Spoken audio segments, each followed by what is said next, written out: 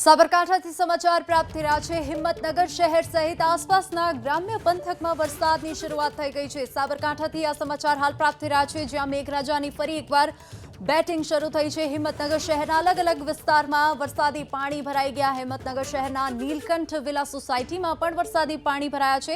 વરસાદી પાણીના નિકાલના અભાવે ત્યાં ठेर ठेर पाणी भरायाना दृश्यों जोवा मळी रह्या छे। हिम्मतनगर शहर अने ग्राम्य विस्तारमां फरी एकवार मेघराजाए एंट्री करी छे अने वरसादी पाणीना निकालना अभावे त्यां वरसादी पाणी भराया छे। अनेक सोसायटीओ अनेक रस्ताओ जळमग्न थया छे। हिम्मतनगर शहेरथी आ समाचार प्राप्त थई रह्या छे। रात्रिनो आ समय छे, लोको घरनी अंदर हता, परंतु रोड रस्ता पर पाणी हजू पण भरायेलुं जोवा मळी रह्युं छे अने लोको घरनी बहार आव्या छे।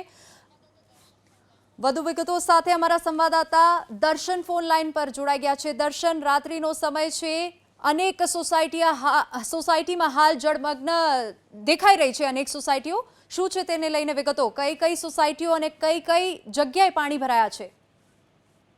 जी ચોક્કસથી હિંમતનગર શહેરની અંદર જો વાત કરવામાં આવે તો બપોર બાદ વરસાદ વરસવાની શરૂઆત થઈ હતી। હિંમતનગર શહેર તેમજ આસપાસના વિસ્તારની અંદર મેઘરાજા મહેરબાન થયા હતા।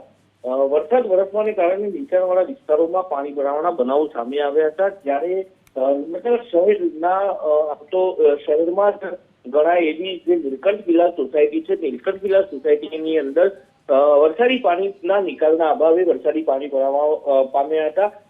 ઢીંચણ સમા પાણી ભરાવાને લઈને જે સ્થાનિકો ત્યાંના જે રહેવાસીઓ છે, તે રહેવાસીઓ પરેશાન બન્યા હતા। તેઓને પાલિકા તંત્રનો સંપર્ક કર્યો હતો, પરંતુ પાલિકા તંત્ર દ્વારા કોઈ કાર્યવાહી તાત્કાલિક ધોરણે કરવાની થતી હતી જે કરી ન હતી। તેને લઈને જે સ્થાનિકો છે, તે સ્થાનિકો અત્યારે હાલ તો પરેશાનીનો સામનો કરી રહ્યા છે। વાત સ્થાનિકોની જો માનવામાં આવે તો જે પાણીના નિકાલનો જે સ્ત્રોત હતો તે સ્ત્રોત બંધ કરવાના કારણે હાલ તો નીલકંઠ વિલા સોસાયટીની અંદર પાણી ભરાવાના બનાવો બન્યા છે। જી દર્શન, આભાર સમગ્ર માહિતી બદલ।